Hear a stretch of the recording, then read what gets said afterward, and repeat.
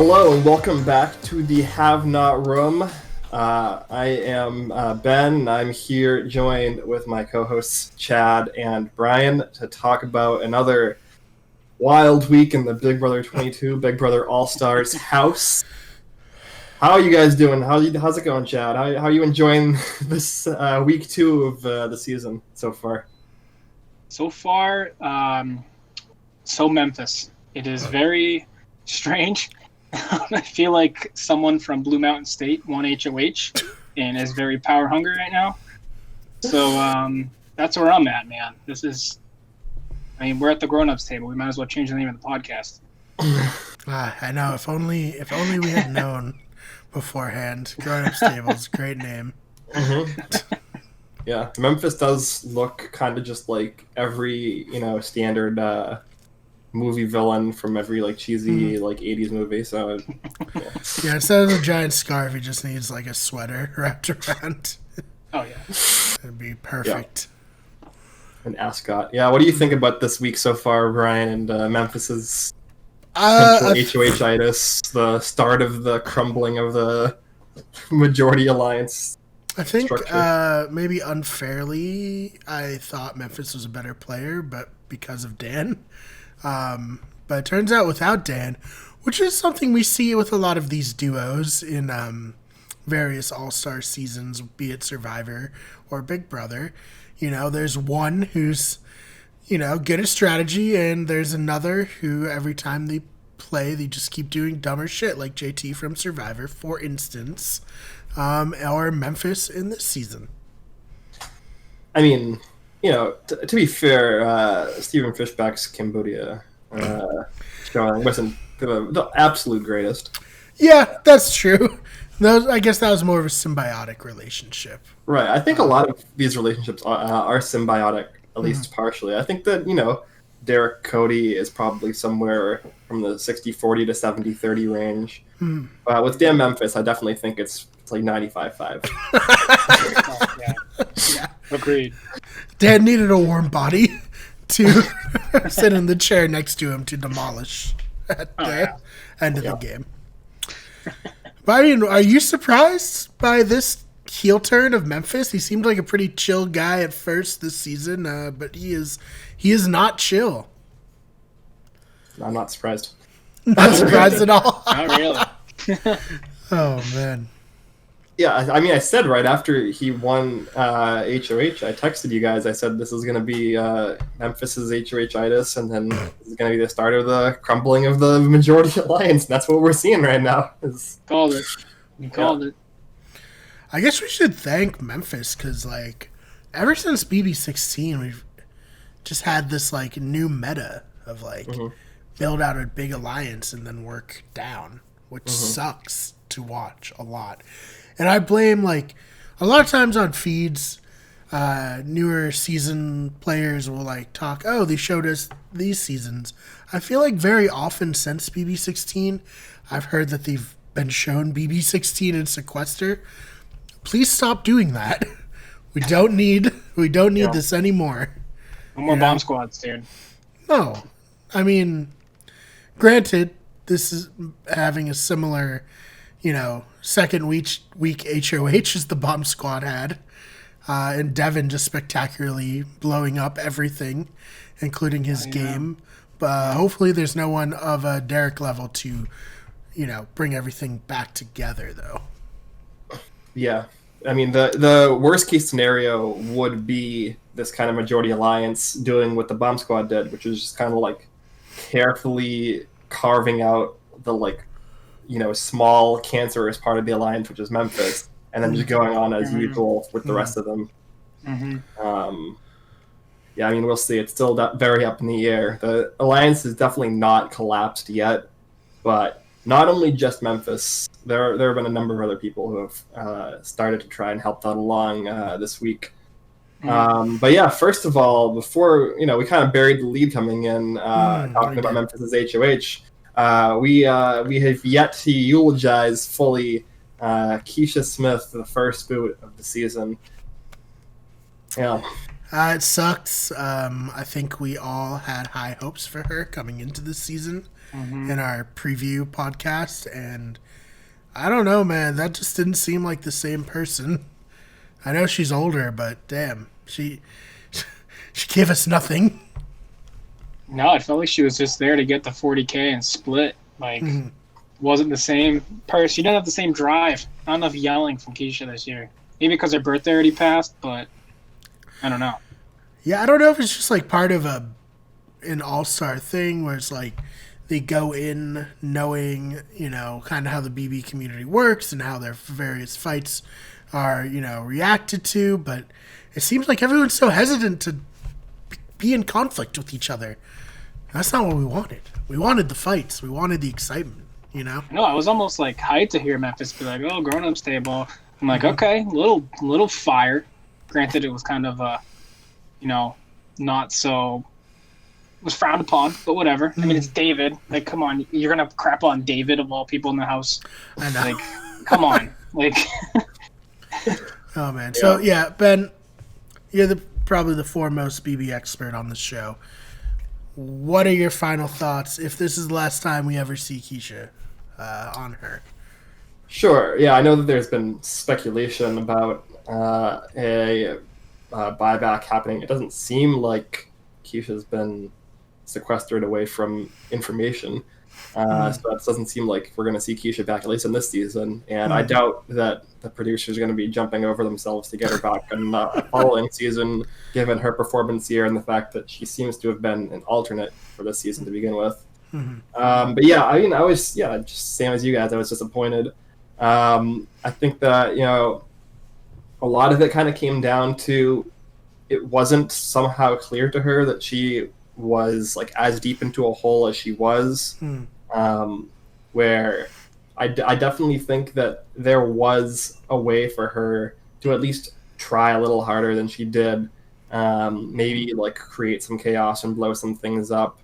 Like it can't hurt, right? You can't like get evicted, doubly, right? If you're gonna getting evicted, right? Anything you do is like theoretically going to at least keep you the same, if not improve your game. So, yeah, I was definitely not super pleased that it seemed like Janelle and Kaser were working way harder to try and keep her in the house than she was. Potentially a little bit of a pattern here for this season. There was even a moment where I think Janelle said to Kaser, she was just like, "No, we can't do this anymore. Like, if she's not gonna fight for herself, like, it's over." And I mean, can't blame them. As much as we love that duo, it just seems like they are unlucky with who they want to work with this season, as we'll get into later in this episode. But yeah, I mean, it's a disappointing thing. We'll see about a buyback. I don't know. I haven't really been paying attention to her Twitter. I don't know if she's active on it. When she got out of the house, she had a pretty chippy tweet that was like, "Where?" I think you sent it to our group chat. You're like, "Where was this girl in the game?" That's the thing. I think that it seems from her exit interviews that was not actually her. Oh, okay. For some reason, whoever was running her social media was pretending to be her. I guess probably to give the fans like some taste of what they expected from Keisha coming into the house. Even if it was fake. Yeah, I heard a rumor that she was told she's not going home till like September. So I don't know the validity of that, but I mean that stands to reason there might be a buyback, maybe after like 4 boots. But I don't know. Like I heard it. I don't have a source or anything. I know Janelle supposedly talked to the producers about, like, if I get evicted early, am I just going to go straight home or am I going to get, like, stuck in sequester again? And they were like, you'll probably end up in sequester until mid-September, which is causing people to speculate. But I think that's what I heard, too. It does seem like Keisha, like, ran the full exit interview gamut with, like, not really any kind of people looking out for the interviewers potentially tipping her off about information that she shouldn't have if she was to return to the game. So that doesn't seem particularly, encouraging. Yeah, because remind me, 1819, we didn't hear from the evicted house guests, right? Until Correct. after the battle back? Okay. Yeah. So yeah, it doesn't look like. Maybe that was just like, you're going to be sequestered until we are 100% sure you didn't get COVID on the show. Right. So that we don't send you back to your family and get people sick.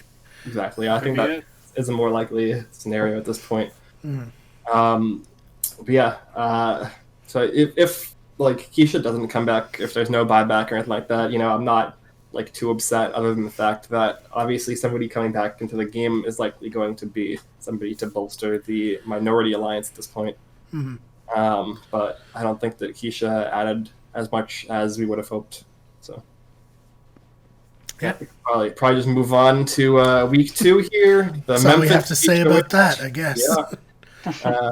So at the end of the episode, in fact, most of the episode, we spent like 20 minutes talking about game stuff. They got to the eviction real quick, got it over with, and then we got into the HOH for like the entire second half of the episode. We had like a memory competition based off of Zoom. Definitely something that a lot of people thought as a possibility for her competition theme. This kind of season seems to loosely be like 2020 themed, I guess. I don't know. Oh man, I guess it was an interesting challenge. You always run the risk of like being really cheesy and dumb when you do like over the top costume stuff like this. So I guess kudos for them for going for it, because they went for it. Whether or not it landed, I don't know. And yeah, it's like an old. What was that? It's like an old Shane Dawson video. Like honestly, the grandma and stuff. The only thing we're missing is blackface, and that luckily we didn't get that. Yeah, luckily our boy Big Dick Johnson didn't do that. Oh man. God, but yeah, so Memphis won. I think Kaiser went out second, like almost immediately. I think they both went out the same round, the first round. Ugh. Yeah. Ugh. Not great. Not at all. So Memphis won HOH and immediately became a huge dick. Is that accurate? Yep. Accurate reporting. That's week 2. I feel bad for Dan having to stand Memphis on Twitter. Yeah. It's definitely becoming, especially with Memphis's multiple callouts of Dan in the Sunday episode as being like his god idol, and him playing this game for Dan. I think that definitely it's probably not the most encouraging thing for Dan to be seeing. Yeah, I mean, his whole thing was like, I need to get Ian out for Dan. And I just feel like, sort of that meme with Don Draper. It's like, I feel bad for you, and Dan's just like, I don't think about you at all, Ian. As much as I love Ian, I don't think Dan's sweating his lots too much. I don't know. What do you guys think? Yeah, I mean, come on. Well, maybe Memphis is like, oh man, Dan beat me. What was it, 7-0? Like, and Ian beat Dan, so Ian must be even better than Dan. Yeah, I think that might be more likely. And like clearly, Dan did help Memphis prepare for the season in the week and a half he had leading up to being sequestered, and it just seems like a bizarre kind of self-serving thing for Dan to do. Yeah. I mean, it's not like, we haven't seen instances of Dan being self-serving within the game of Big Brother, but it just seems kind of wild for him to like prioritize embarrassing Ian over helping his friend, like try and make both of them look good, because like if Memphis looks good, then Dan will then look even better in comparison. Right. So what do we think of Memphis' ideal alliance setup? Of like, we're in an alliance, we don't talk to each other. That's what we saw primarily on, other than, like, because we didn't really see any Keisha and Kevin trying to save themselves, because for the most part they didn't do a very good job of that. So at the start of the Thursday episode, we actually saw primarily Memphis forming this kind of telephone alliance that still has yet to have a solidified name. Yeah.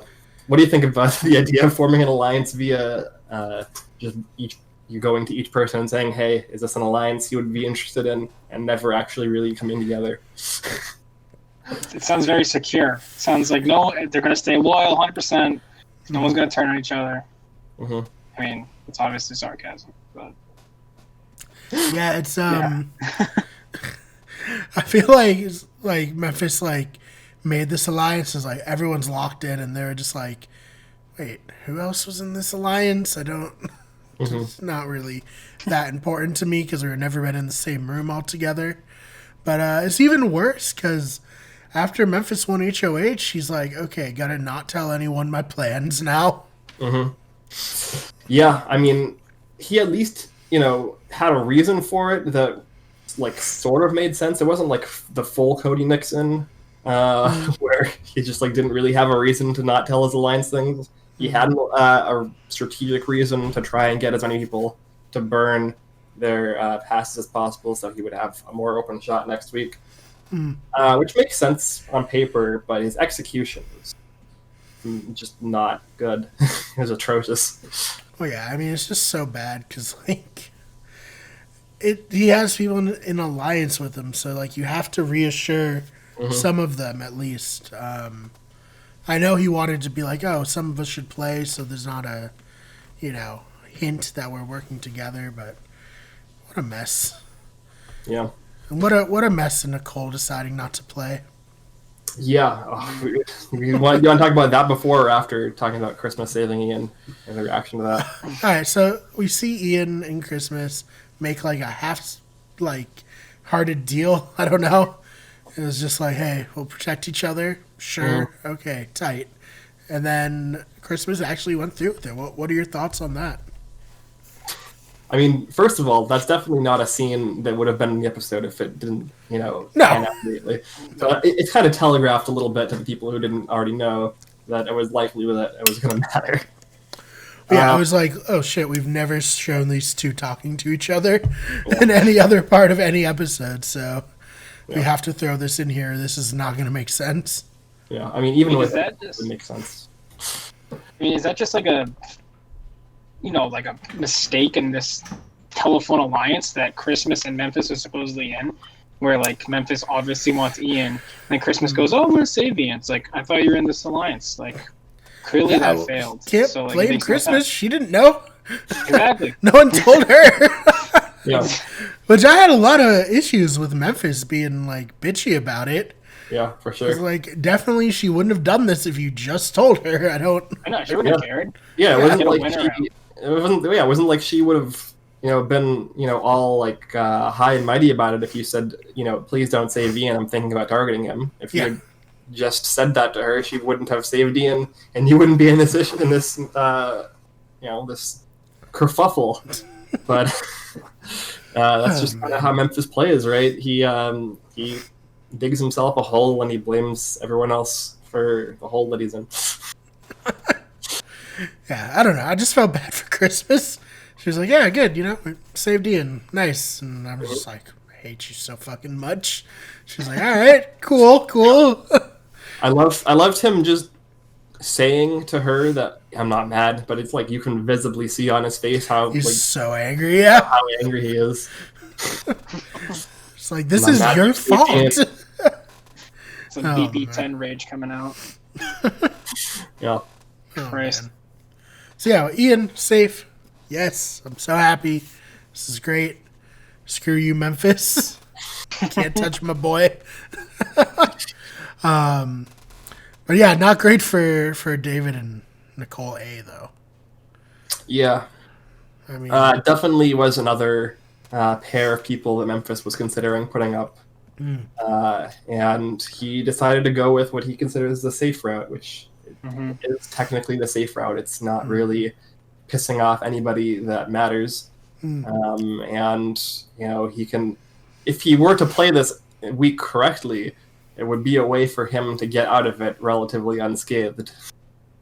Yeah, I mean, in theory, I get the logic, right? He could have just been like, "Hey, listen, you two are the two newest players. You played last season. I don't know you that well. Like, we haven't really formed an alliance. So I'm sorry, but the way he did it, that was not nice."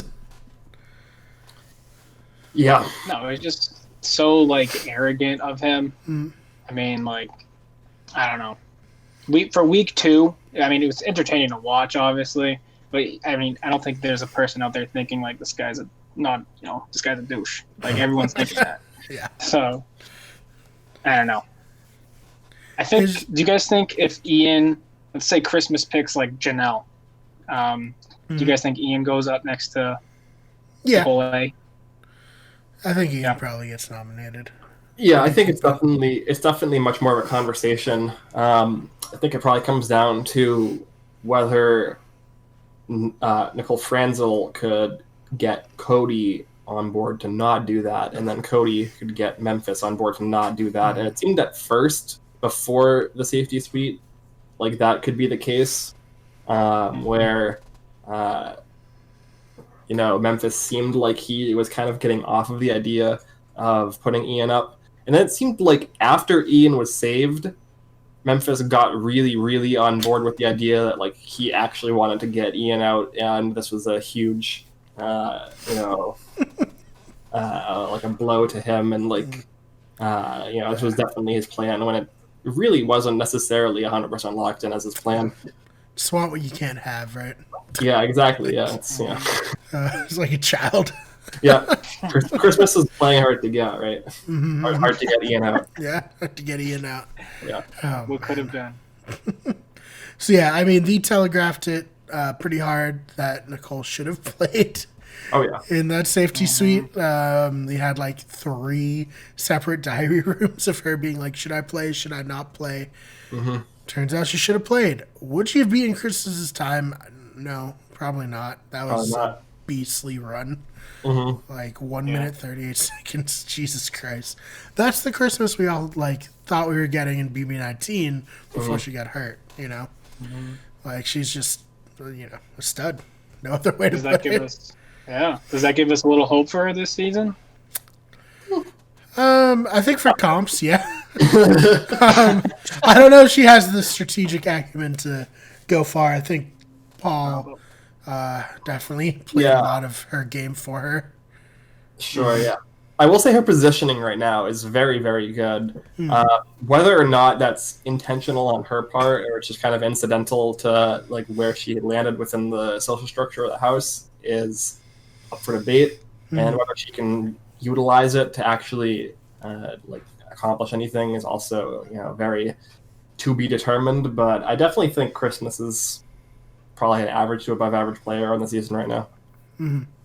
I will say she's in that sweet spot of an all-star season where it's like not big enough threat to target right away, so maybe she can go far, but also not bad enough a player to not want to work with.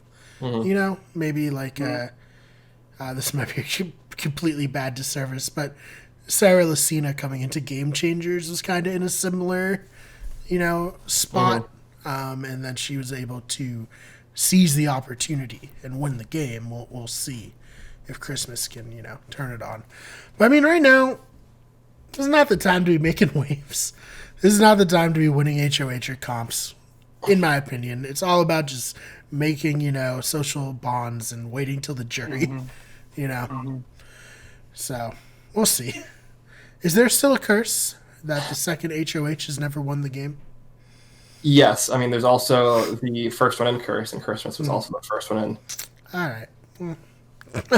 Sorry, Christmas. I tried. That was the best I had.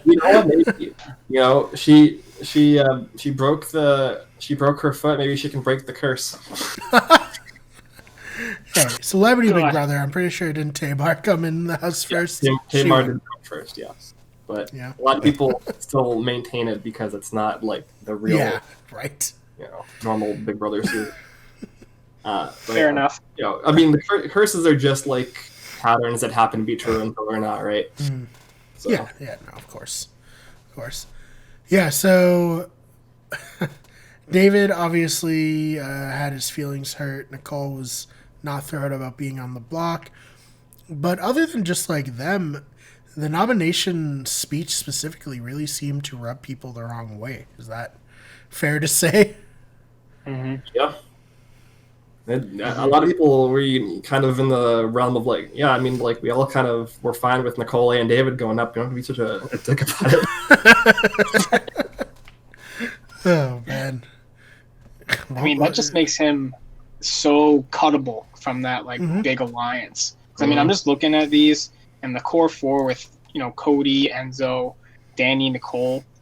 I mean, they're all in this unnamed telephone alliance too. So how easy would it be to cut Memphis out? Let's say if Ian or David or someone kind of on the outs wins, I would be like, oh, look at Memphis, don't look at me, Well, yeah, especially right now, if David can stay in and then win an HOH, he has all the reason in the world to target Memphis, and no one's going to push back on that.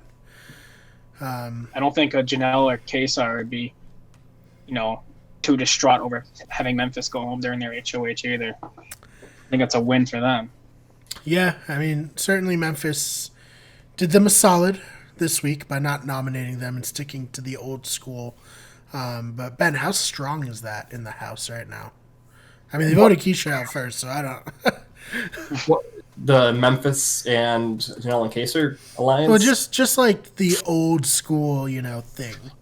I mean, Memphis is not really loyal at all to them.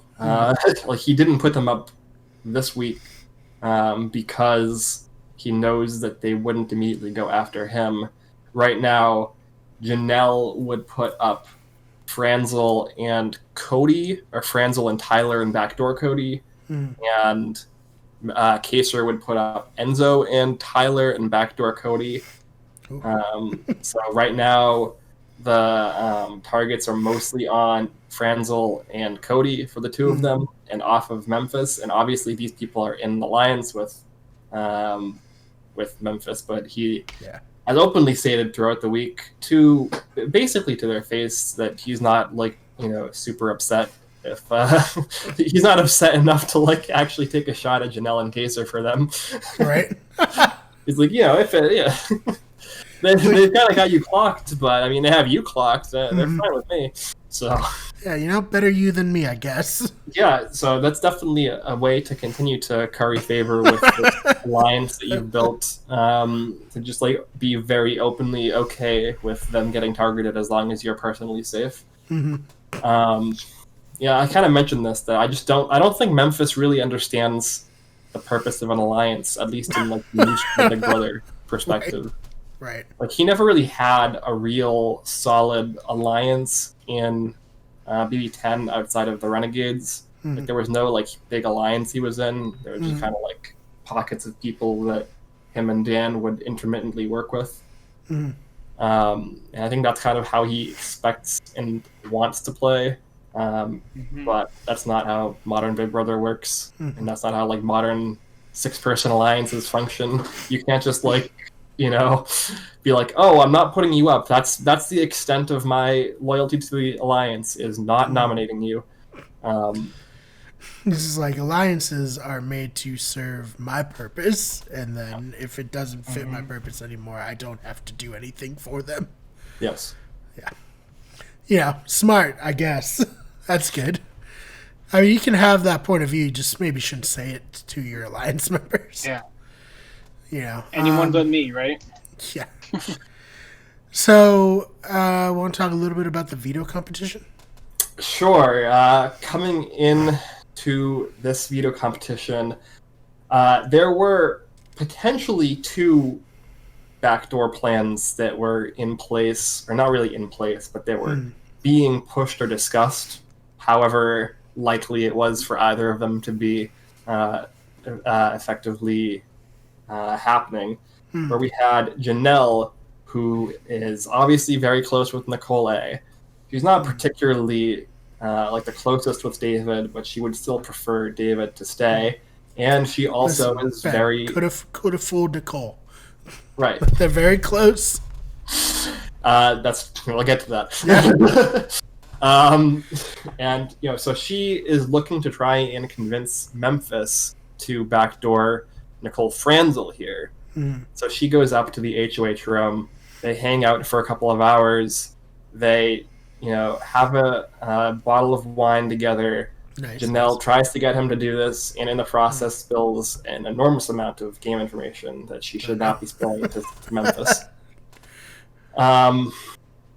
Key of which is that she and Kaser are starting to catch on to this foursome that they're noticing hanging out a lot in the house of Tyler, Cody, Franzel, and Danny, which is 4 out of the 6 of Memphis's alliance, and the 4 that Memphis will then go on to be like, okay, if Janelle and Kaser go after them, friendship ended. Yeah, it's not. It's only 4 of the 6, So that wasn't great. And the other backdoor alliance that was potentially in play was to backdoor either Janelle or Kaser, which once Memphis passed this information back to Cody and the rest of the alliance via Cody and Franzel, Cody was like, okay, well, we have to backdoor Janelle then. Cody wanted specifically to backdoor Kaser. He finds Kaser to be more of a threat of the pair. Cody then went to Tyler, Danny, Franzel, filled them all in. The 3 of them all would prefer to target Janelle of the pair. And so Cody was like, okay, fine. And so they went up, approached Memphis. They were like, we should backdoor Janelle here. They are coming after us. And Memphis was like, I'm not really feeling it. Yeah, it's fine, though. So, yeah. Not coming after me, so I don't care. That's where we were headed going into the veto competition. Do you guys have any thoughts on all that kind of wildness that we started to see? I mean, I respect Janelle trying to make moves, but it's unfortunate that she didn't put together the 6. I don't know how easy that would have been with the telephone strategy, but yeah, it sucks. And then obviously Cody wanting to retaliate, that makes perfect sense, No harm, no foul there. But yeah, I guess the biggest thing going into this veto was Tyler got drawn for another veto competition, which people were pointing out. He's been drawn for 12 of 16 or something ridiculous. Tyler and Ian both have been drawn for both of the veto comps. The first week it was House Kiss Choice, and Kevin picked Enzo, and this time the third person who was playing was, I believe, Nicole Franzel. I don't think there was a House Guest Choice this week. And so, do we know what kind of competition this was? Yes. The competition, to my knowledge, was some kind of upper body strength, grip strength, endurance competition. Okay. So I'm imagining something kind of like what we saw in Big Brother Canada 5 during the backwards week HOH, where they were holding on to a bar and spinning around on a carousel kind of thing, something to that effect. They weren't really super specific beyond that, but we do know that both of the Nicoles, who were the 2 women competing, were out within 30 seconds. Oh, well, damn. So it was definitely a competition that heavily favored the men and heavily favored people who had a lot of upper body and grip strength. Yeah, and as we know, Memphis low-key jacked. Yeah, he really is. Yeah. He's always covered up in those 8 layers of clothes because he's so cold, but he's jacked, so he won, unfortunately. Go figure. So with Memphis in complete control of the week, Ben, what did he end up doing? So earlier today on Monday, he went through with his plan to not do a backdoor on week 2, which is kind of an unwritten rule that he's been saying over and over again, with really no actual reasoning behind it other than, it's week 2. I'm not going to backdoor somebody. It's like, okay, but why? Well, week 2. Yeah, so just for anyone who goes on the show, if they're in week 2 not HOH, you just got to remind the HOH that it's an unwritten rule. Week 2 you can't backdoor people. Yeah, the audience will be so mad. Memphis will be pissed. You're not on the ballot for America's favorite player if you do it. Sorry. That's a curse, I think, actually. Yeah, it's actually a curse. Oh, man. Yeah. So, Nicole, Anthony, and David remain on the block, and one of them, come Thursday night, will be the second player evicted from Big Brother All-Stars. Mm-hmm. Do we know I was which going to side say, we're too, leaning? What was that? Do we know which side they're leaning? Because I feel like it's Nicole A. It is Nicole. Nicole is pretty much dead in the water. But yeah, we can get into that. We can kind of get into litigating some of the drama that's been happening this week outside of the Janelle and Kaser spilling information to Memphis. Because while that was going on, there was additional information that Nicole A was spilling to Danny. All right, take us away, Ben. So while your tour guide through this misery. Yeah, there's not a lot of good news coming out of this week, other than I guess that there is crumbling with the alliance, and with the right HOH next week, it could completely fall apart. So while literally at the exact same time as Janelle being upstairs in HOH, talking to Memphis, trying to get him to commit to potentially backdooring Franzel, trying to put work in to get him to at least be on board with pushing for Nicole A to be saved. Nicole A is having a bit of a breakdown in the showman's room with Kevin and eventually Danny, who comes in to comfort her. And Kevin has been the source of a lot of the issues this week and last week as well. In terms that's your guy. Yeah, he's technically, yes. I made a horrible mistake. Whoops. Yeah, it's very embarrassing. It happens. Yeah. At least he's making it further than Ovi last season, right? Sure. I wish he wasn't. Is Ben cursed? Yeah, man, if any of us play Big Brother, please do not make us your winner pick. Hold on. I think Franzel to win BB18, okay? Me and 80% of people pick Nicole Franzel to win BB18. Safe bet. Man. Yeah. Yeah, it's not good. So Kevin, they're going back to week 1.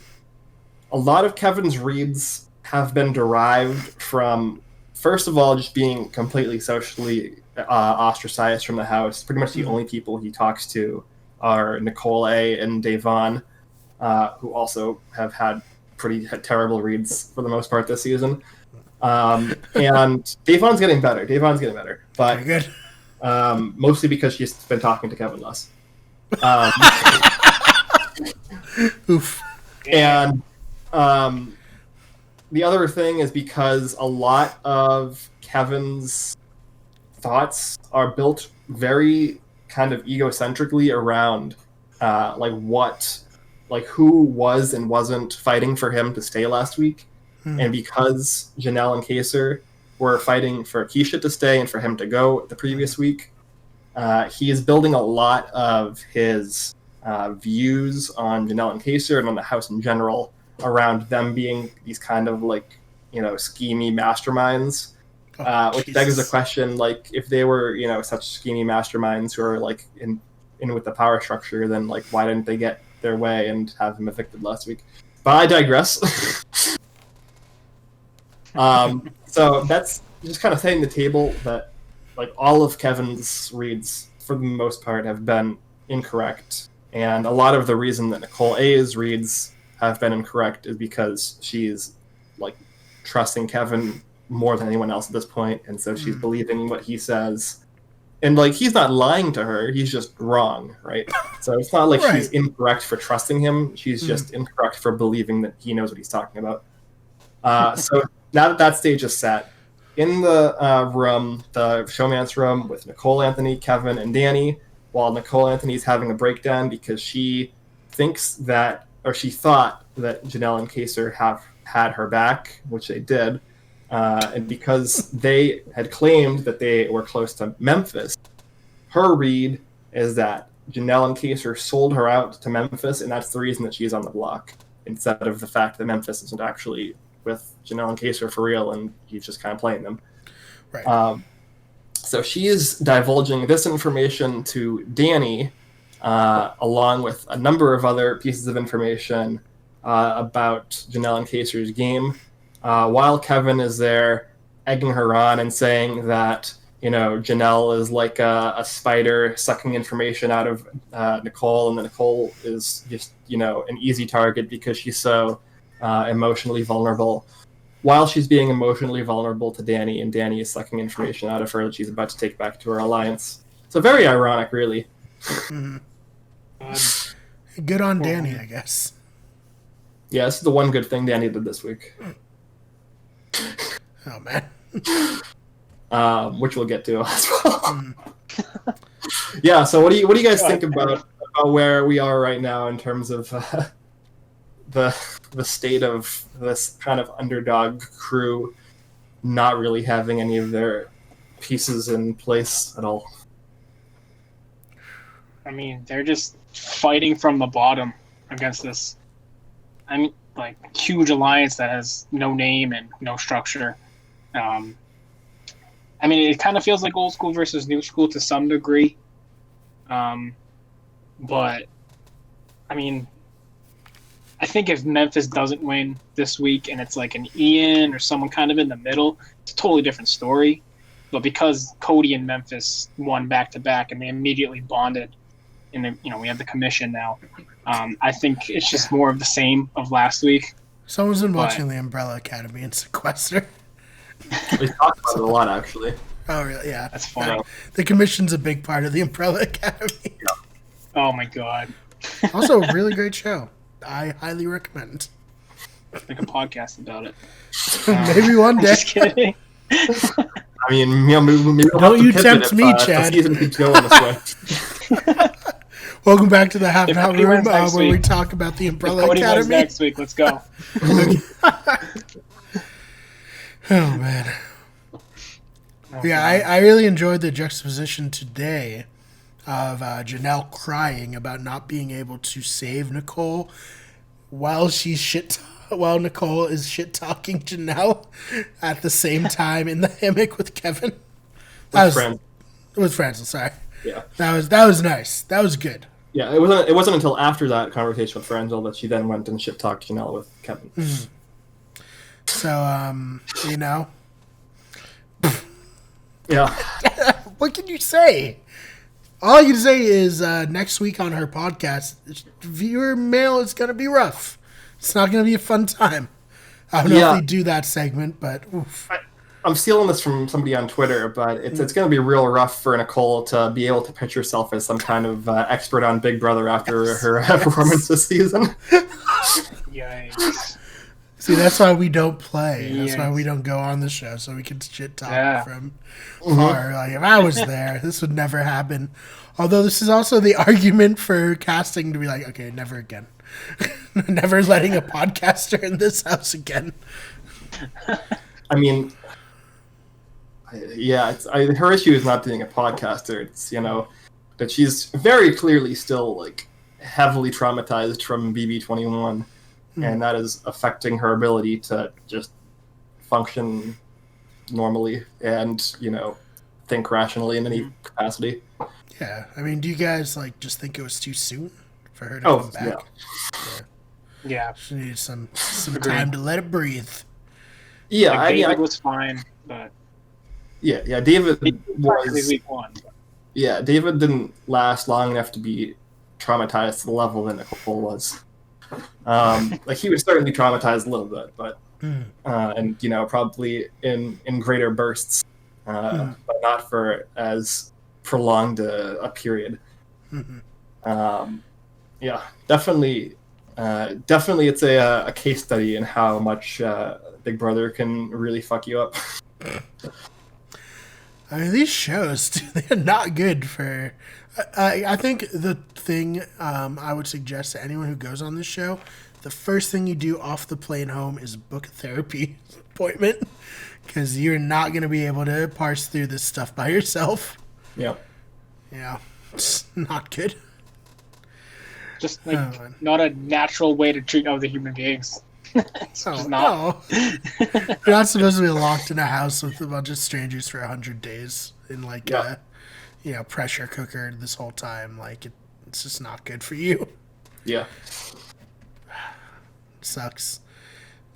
I really like Nicole. I'm very disappointed that she's not doing well at all this season, and that she's more likely than not going to be the second person out of the house. But it's one of those things where it's like, man, I wish she just didn't come back at all. If this is the version we're gonna get, it just. Yeah, I mean that's All-Star seasons for you. Yeah, that's true. That's very true. I mean, she was one HOH away from potentially winning last season, and now she, or one veto. She wins the final four. Yeah. She wins the final four veto or final 3 HOH. She's likely the winner of the season. Mm-hmm. Yeah. Sucks. So hopefully people will be nice to her on her way out when she comes back to the real world. I'm ripping her on Twitter for her game and for her being very frustrating to watch, because for the last week I've had to watch her totally shit on Janelle and Kaser while they're in the other room crying, legitimately having breakdowns over the fact that they can't save her, and they're doing everything they can. It's not fun to watch. No, but of course not. We shouldn't. I hope that she doesn't get on social media immediately. And take some time to herself and for family. Yeah, maybe delete that Twitter app for a little while. Let some other people mess up some more. She has a ton of content, I assume, still in the in the can, right? I assume she filmed a bunch of content for the whole season. So just take the rest of the season off of social media. Let the content naturally come out. It's already been made, and watch the show from the privacy of your home without interacting with the fans. I mean, it's gonna be rough for her to come home and see that she was just really wrong about Janelle. Yeah, that's gonna suck. I'm sure she's gonna beat herself up about that. So yeah, what can you do, right, guys? Big Brother, it's a tough game. Yep. So I guess playing it out, Nicole leaves, David stays.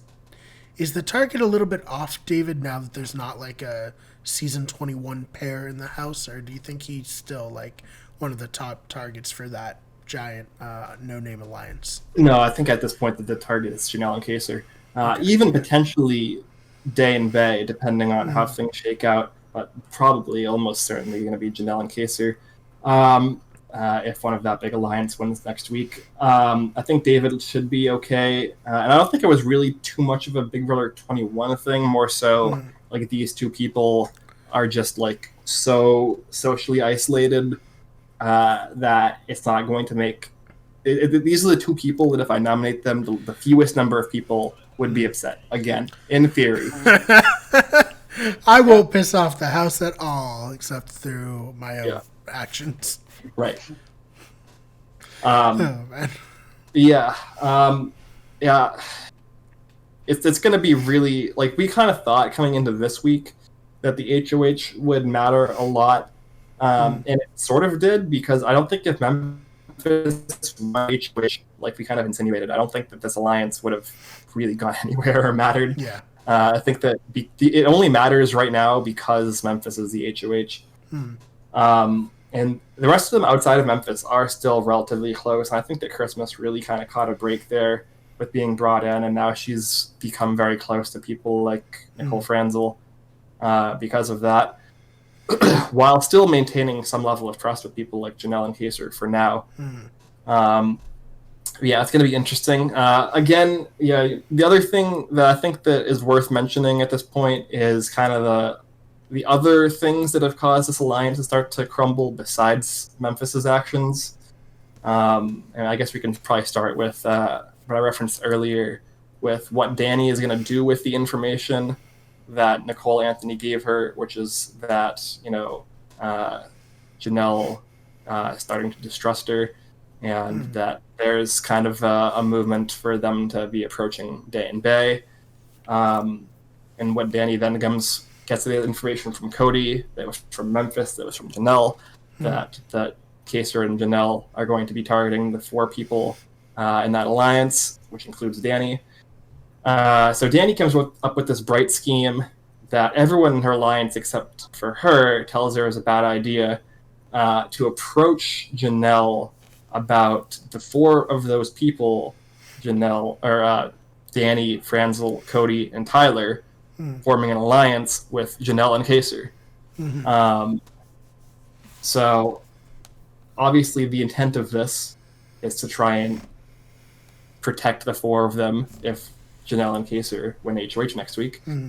And that's immediately clear to Janelle the second that Danny does it. Right. And only is going to serve to cause an enormous amount of drama and strife within Danny's alliance, where they all told her, do not do this, it's a bad idea, and she went and did it anyways. So now a lot of people are distrustful of Danny. They think that she's kind of out for herself and that she's like kind of a loose cannon. So that's Danny's primary mistake this week. Well, what do you guys think of Danny's plan? I just don't understand why she felt the need to. If she felt like she was potentially in trouble by association, I feel like she could have and should have been able to make a deal with Janelle. Like, I win HOH, I won't nominate you. You win HOH, you don't nominate specifically me. But bringing everyone else into it is where she really went wrong, in my opinion. I don't know. What do you think, Chad? No, I agree. I mean, she wasn't even in, their lens at all. Like, Janelle and Kaser are going more towards, like you said, Cody and Franzel, probably Memphis now.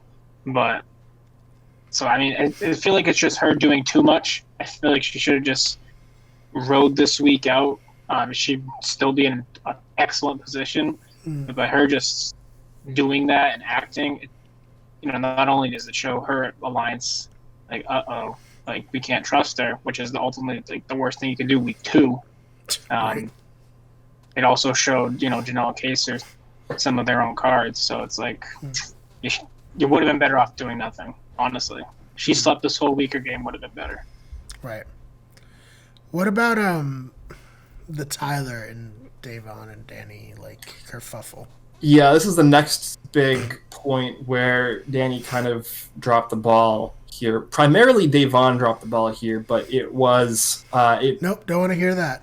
It was Danny. It lended itself to a situation where Tyler and Danny are just going to distrust each other even more, particularly Tyler distrusting Danny.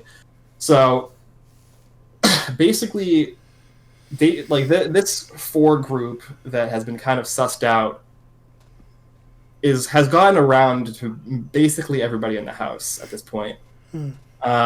And so Davon is kind of seeing her position and Bailey's position to an extent in the house, and she wants to form kind of a new separate group, which ends up being called the Sneaky 7. Okay. And this is Cody, Enzo, Tyler, Christmas, Davon, Bailey, David, I believe. Did I say Danny? Hold on. Tyler, Cody, Enzo, Danny, and then Davon, Bailey, David. Bailey. Okay. Sorry, Yeah, no yeah. Christmas. Not good. Sorry, Christmas. But the issue is that a number of people at this point have started to distrust Danny because of what we had just mentioned, among other things. She's very much gamey, and a lot of people are very much noticing that. Cody in particular is somebody who's starting to notice that. Tyler has started to notice that Danny could be a potential problem down the road. And so there's a lot of discussion about this alliance that Davon is trying to pitch as to whether Danny should be involved or not, or whether it should just be Cody, Tyler, Enzo, Davon, Bailey, David, and just leave it at 6. And so after this conversation happened, Davon then went to Danny with the intent of trying to test the closeness of Tyler and Danny to see whether this information would circulate, and told Danny that Tyler had come to her to pitch this alliance, and that Tyler was the specific person who was saying that he didn't want Danny involved in the alliance. Okay.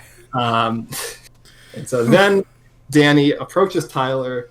She says, okay, Davon came to me and told me this. And Tyler is like, no, that's a total lie. I didn't say that. And I think at this point she's probably just trying to see if you're going to come and tell me, to see how much she can trust you with information, which is spot on. Which is not a lot, as it turns out. But it's obviously going to still cause tension between the two of them because, Danny still has to believe Tyler this is the case. Tyler has to believe that Danny believes that he is telling the truth, or that he's at least not like 100% being distruthful with her, because he was one of several people who did put forward skepticism about Danny being included, but he wasn't the primary voice or the only voice. Right. And then this all will then get back to Davon and blow up even further, and just retells after retells after retells, and just more walls are being put up among the members of this alliance, particularly these 3. So when are we gonna get a blow up? Is that gonna happen, or it could? It's like we're like 80% there. We just need some more pushing. The ingredients. We just need something. We need a Kaiser or Janelle HOH. Even potentially at this point, a Bailey or Davon HOH might do it. Yeah, Bailey. Remind me, on BB20, Bailey was pretty good at competitions, right? She was fine, yeah. She was pretty good. Just because I love David. It's my boy right there. Not good at comps. Acer also has shown to not be super effective at comps so far. Yeah, it's hard for those two because they're older. And then I don't think she won any comps in her 2 seasons, right? Sure. I don't think she ever won an HOH at the very least. I don't know if she won a veto in BB18. Right. I can't think of it off the top of my head, but she might have. But yeah, not the best. Obviously, Janelle known historically for being a comp beast, but that was 15 years ago at this point. Our worst fears have seemed to come to pass. Yeah. So Bailey, please pull this out for the team, for Team Good TV. Yeah. But I mean, there is still a chance that, again, like Chad mentioned, Ian could win. Like, there's still others that could be interesting. Still interesting. Although I do fear that if Ian won, that Franzel would just control his HOH. Too. Dave. I mean, you mentioned David, but yeah, David's hasn't been the greatest. But he didn't come in last, Kevin. right? Yeah. Yeah, Kevin would probably put up Kaiser and Janelle. Oh man. Yeah. Don't even want to think about that potential future. Just to grub that one away. Yeah, I think you pointed out that David, big ups, these 2 competitions. First time he hasn't come in last in his BB career. So, this is progress. Getting somewhere. We're getting somewhere. He's slowly moving up the ranks. Maybe it'll be his time. I really liked the second HOH being the true or false, just because I feel like that's pretty like a pretty even playing field for everyone. I like competitions like that, or even like the complete crapshoot competitions. Early onwards. That's what we need for week 3. Yeah, where it's just like anyone could be the winner of this. Those are peak early Big Brother comps for me. Yep. Yeah, we need like the skee ball one or like the peg thing. Yep. Anything like that, just to give someone like Kevin or Kesar Not or anyone. Okay. Not Kevin. I mean, Just anyone. I mean, I would love to see an Ian week Yeah. 3 HOH. What's your guys' ideal HOH for week 3? Janelle. Yeah, I was gonna say Janelle. Yeah. Me too. I was like, because one, already, these other players are so freaked out by her. Oh yeah. If she was in power, the house would implode. Yeah. That is Janelle winning HOH is the easiest way for this alliance to collapse, in my opinion. With Kaser being a close second, obviously, I think that either of them, but Janelle being empowered to add that extra piece of like Nicole Franzel in particular having what would likely be some kind of breakdown, which would Full on mental breakdown in the house. she's already to this point been very paranoid, like very very openly paranoid to the point where her alliance members have to continually call her out on it and say, stop being paranoid. Stop being paranoid that you're going to get backdoored by Memphis this week. There's no fucking way that's going to happen. Oh, man. That More likely it becomes. Yeah. So what about that's you? gonna Who do you ruin want? that telephone alliance as well as probably the commission. I think that ruins it if Janelle wins and puts Cody and Franzel up. See you later to that thing. So, I mean, that's what we hope for. I don't want these big would love alliances it. anymore, man. I love Big Brother when it's like either many alliances operating for their own means or at the very least two sides of the house taking shots at one another. Yeah. This big alliance thing is getting old. Getting really old. Yeah. I mean, hopefully at the very least the second half of the season could be interesting after like week 3, 4, 5 when all these outsiders are picked off. It would be real nice if we could get it just to crumble week 3 and we could get some more interesting gameplay. Yeah, no doubt. All right, is there anything else we want to touch on before we get on out of here for this episode? I think we covered most of the important pieces of information that have come out this week. It's looking like Nicole is probably unsalvageable at this point. To the point where she's like again even still going around trashing Janelle and Kaser when they're the only people outside of I guess Kevin sort of who are fighting for her to stay. Right. And then right before we came on for the podcast, he was having a conversation with Kevin. Janelle comes in, lays out to her exactly where the votes are lying, and then she leaves the room. And Nicole was like, "Okay, well I still think that Janelle and Kaser are working against me. But I think in this particular instance, they might prefer me to stay over David." It's like,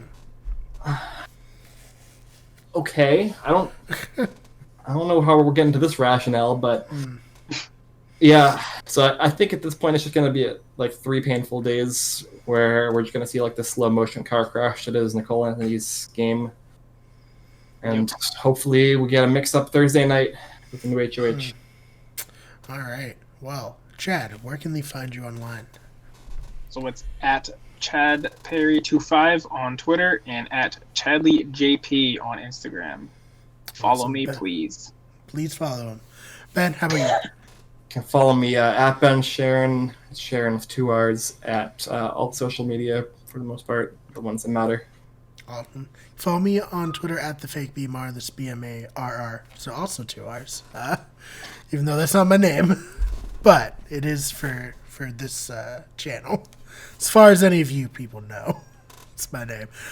You can follow the channel on Twitter at WGEverything, on Instagram at WickedGetEverything, on Twitch at twitch.tv/WickedEverything, and on TikTok, which is still around, search Wicked Get Everything. We will see you next week to add a little bit of, I don't know how to put this. This is like a midweek like update speculation type thing. Let us know if you like this format. If you prefer us talking after the evictions, let us know about that too, because we're still trying to figure it out here at the Have Not Room. Yep. But if you'd like it, tell your friends, enemies, everybody to check us out, and we'll see you